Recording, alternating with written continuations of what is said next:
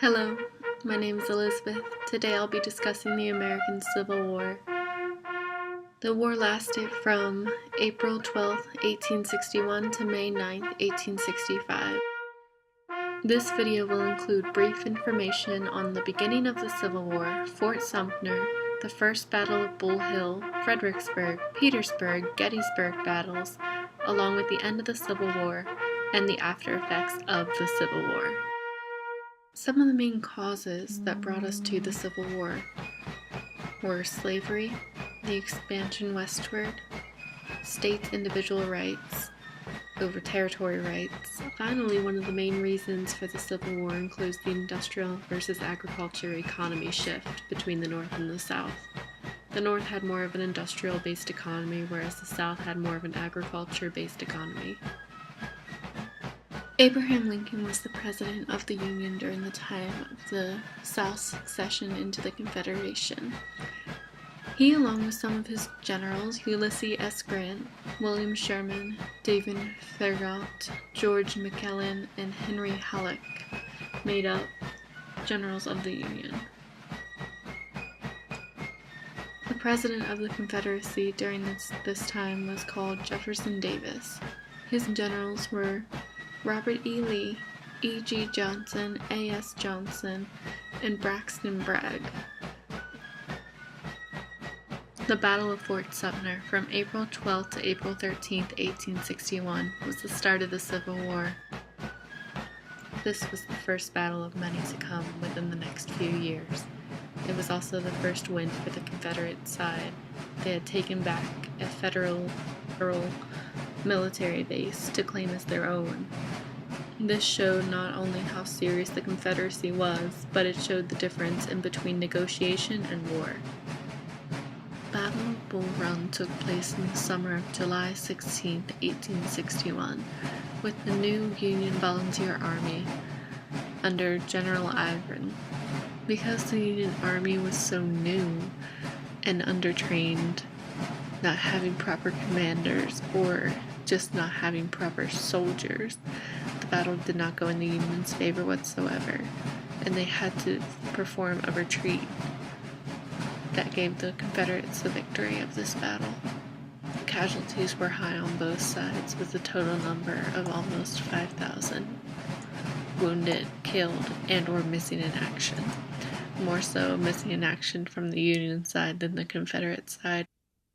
The Battle of Fredericksburg was between December 11th to the 15th of 1862, focusing on General Robert E. Lee's Confederate Army of Northern Virginia and the Union Army of then General Burnside.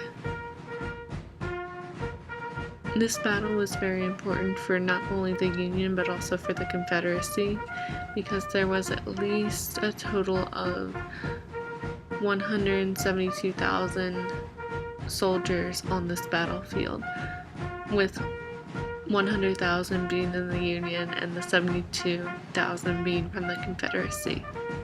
And there was a total estimated casualties of over 18,000. But yet, with these numbers, you would think the Union would have won.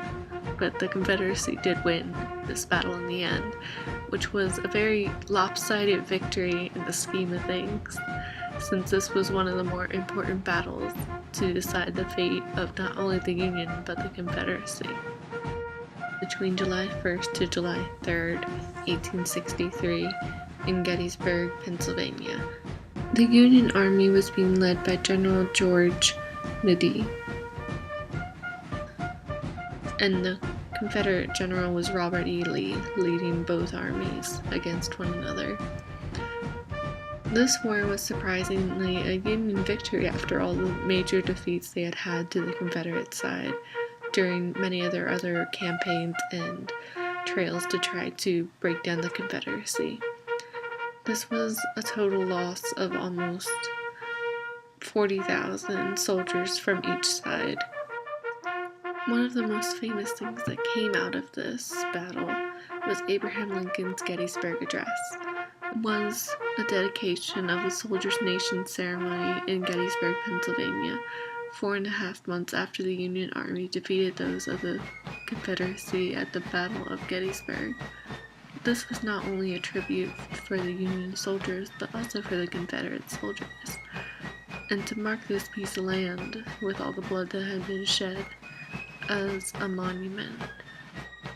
1864 and March 25, 1865, was an important battle between the Union and Confederacy. This battle was also important because it gave a look into the future method of warfare, which as we know would be used in World War I as trench warfare, because the Union General Ulysses S. Grant, commanded that trenches be built around the cities and towns when they were fighting the Confederacy to give his soldiers more protection from the cannons and rifles, while the Confederate General Robert E. Lee just pushed his army onward and did do some trenching, but not so much as Ulysses did.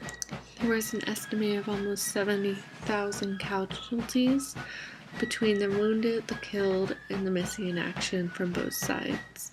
The battle was won by the Union and would later help dictate the terms of the Confederacy's surrender.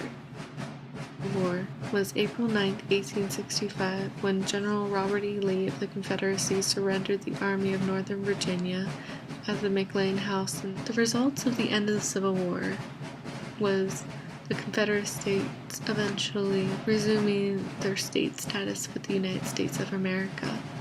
The 13th, 14th, and 15th Amendment came at the end of the Civil War. The 13th Amendment made it a law to abolish slavery across the United States. The 14th Amendment made sure that all United States citizens, regardless of what race, color, or creed they were, had citizenship and equal rights as citizens. Finally, the 15th Amendment abolished all restrictions on voting to all United States citizens, no matter what race or color they were.